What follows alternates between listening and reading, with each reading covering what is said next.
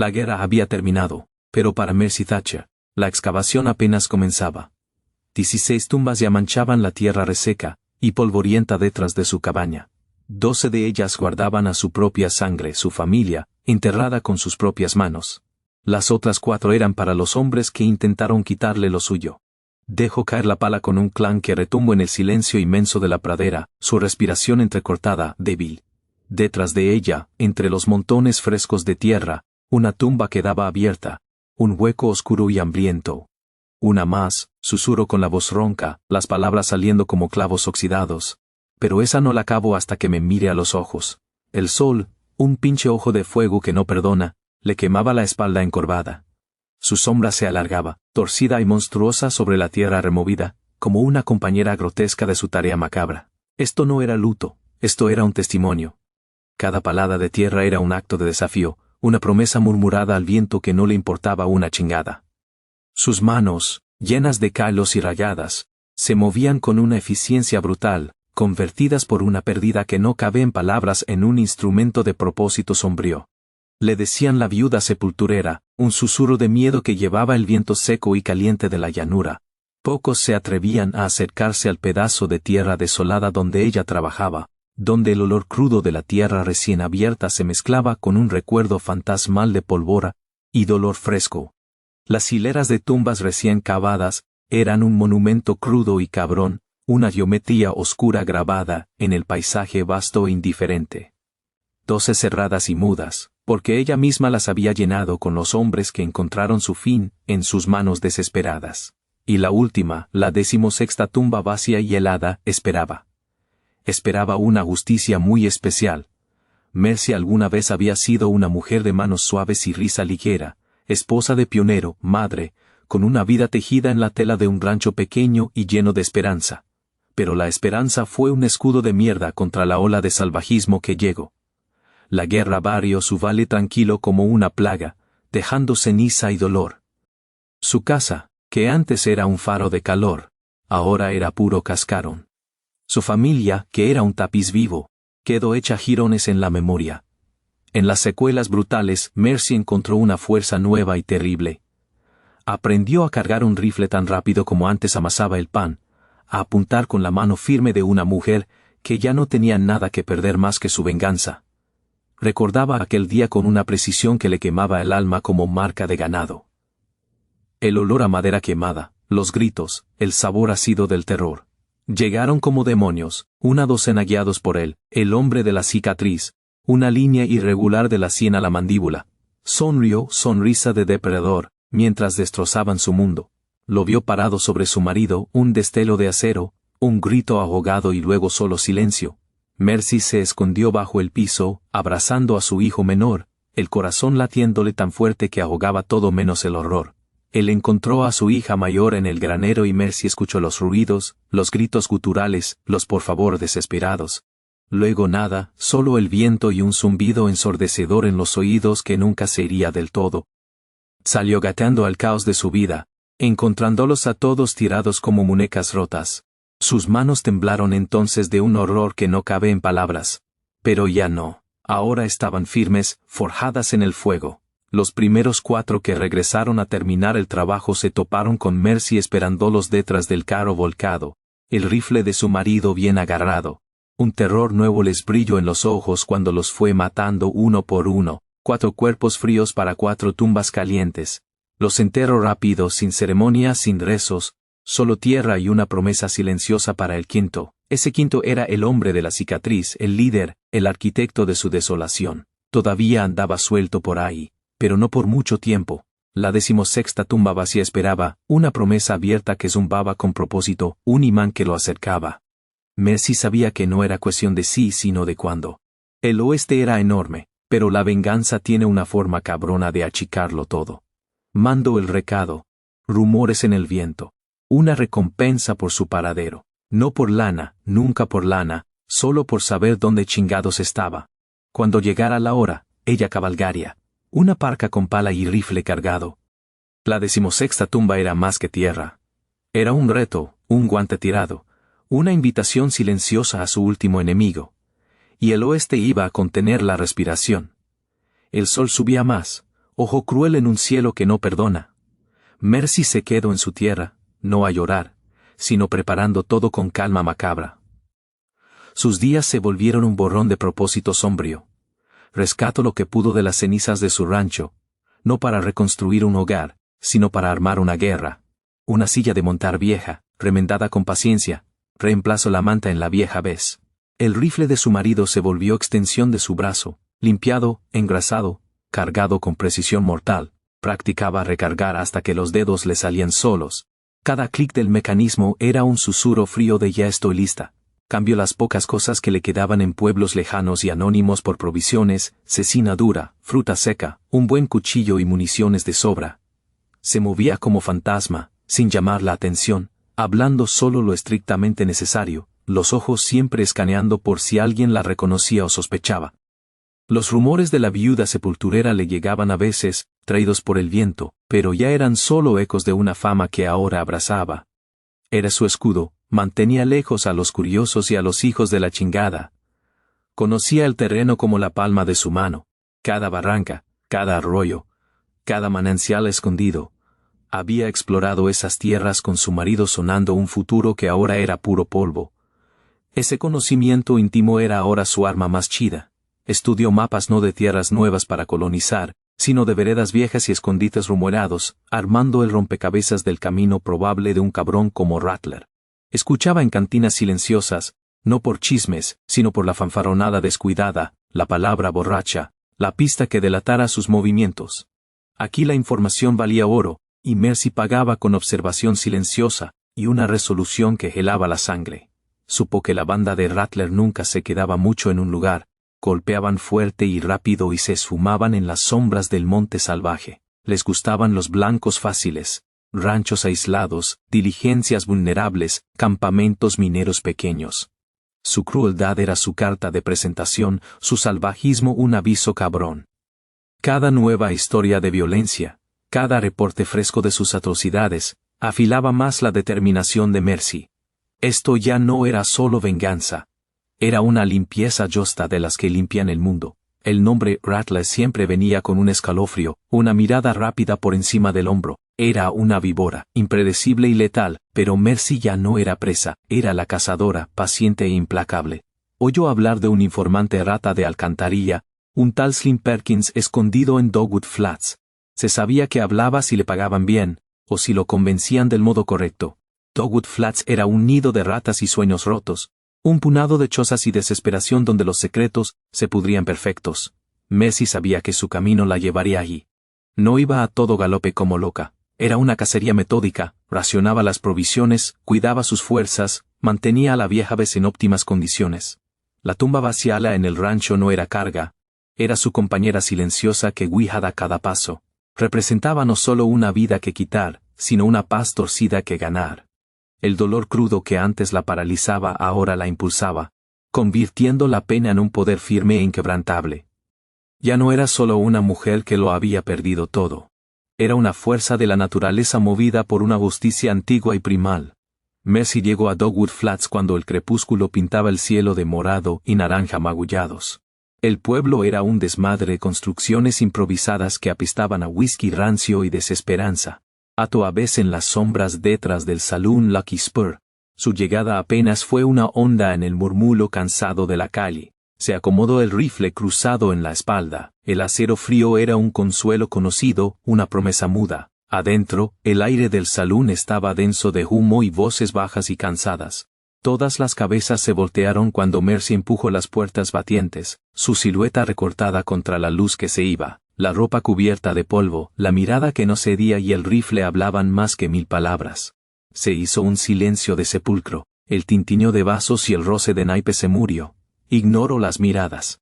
Varió el lugar con los ojos hasta dar con Slim Perkins. Estaba acurrucado en un rincón oscuro, flaco como rata, cuidando un vaso, los ojos moviéndose nerviosos. Cuando la vio, supo al instante. Supo.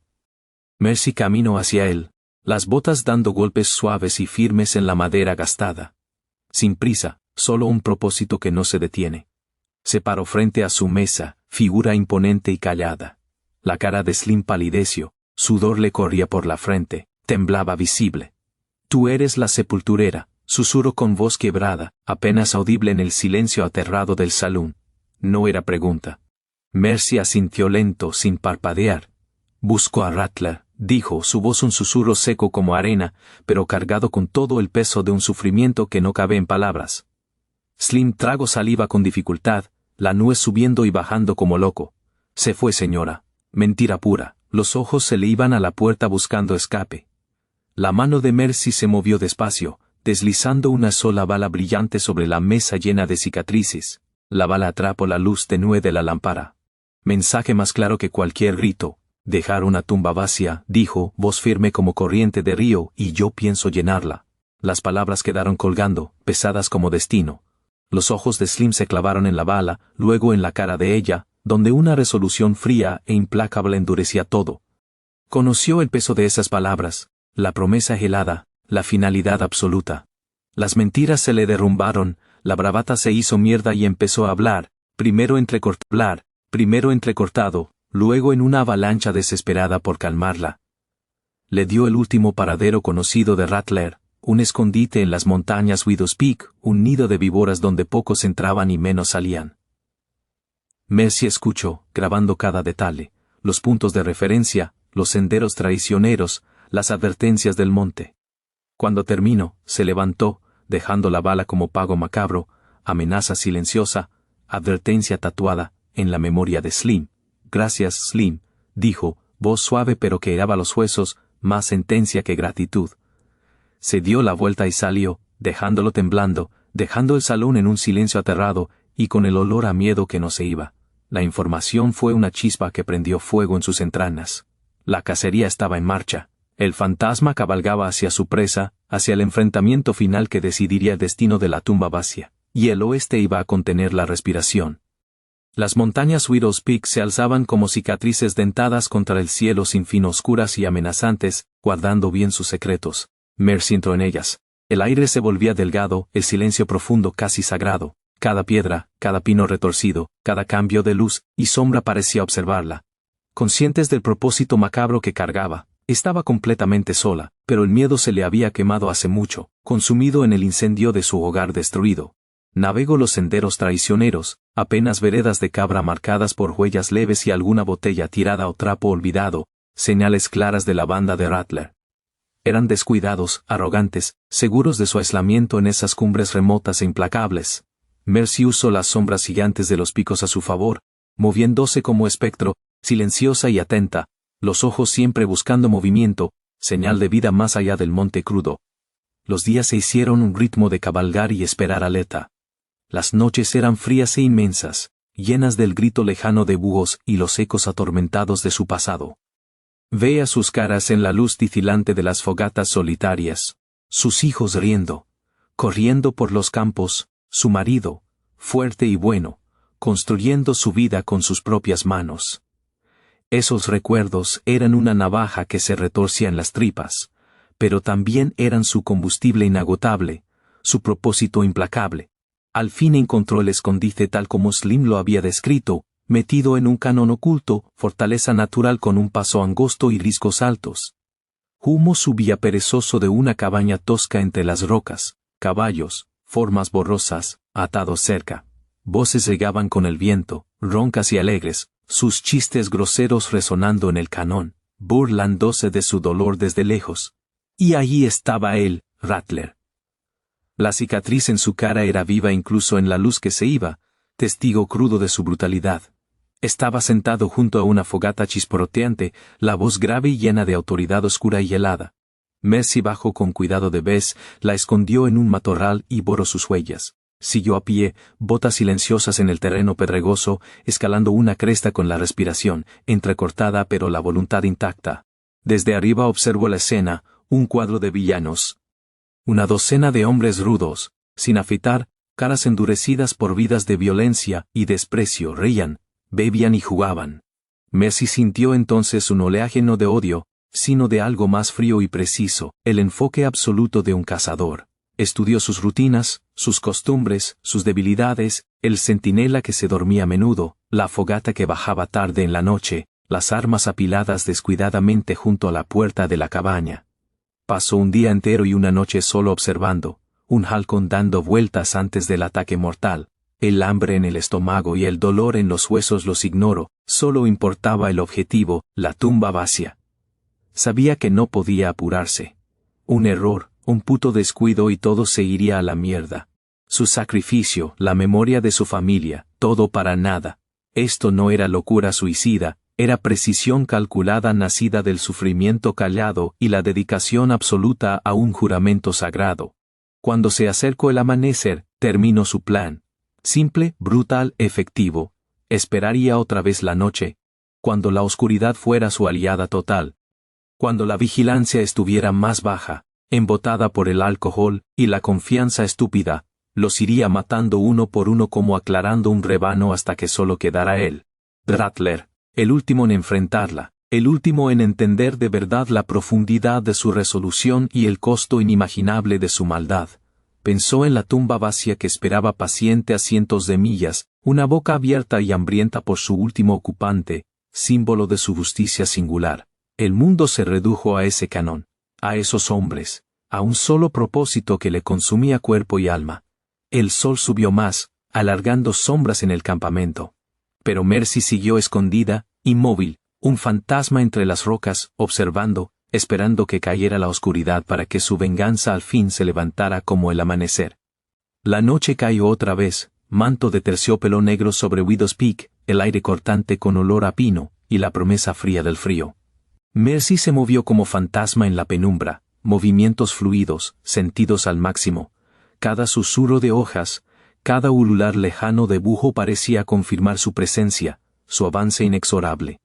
Se acercó al campamento desde la cresta alta, una sombra que se desprendía de la montaña misma, la fogata abajo apenas un faro débil contra la oscuridad inmensa. Los hombres ya estaban callados, hartos de trago y sus deseos groseros. Algunos ronzaban profundo, otros se movían inquietos en el sueño. El centinela, tal como esperaba, estaba desplomado contra una roca, el rifle en el regazo, la cabeza colgando, la viva imagen del descuido total. Mercy bajo, silenciosa como gata, botas mudas en el suelo pedregoso. Llegó primero al centinela, y ejecutó un movimiento rápido y preciso. Sin vacilar, sin piedad dada, solo una breve lucha brutal, se desplomó sin ruido. Su guardia terminó para siempre. Tomó su rifle, lo sumó al suyo y siguió con el siguiente, uno por uno los despachó, los hombres que habían seguido a Rattler. Sus movimientos eran económicos, su propósito helaba la sangre. No había gozo en esto, solo una necesidad sombría, una deuda que se pagaba con calma. Algunos despertaron un segundo, ojos abiertos por la confusión antes del fin rápido y silencioso.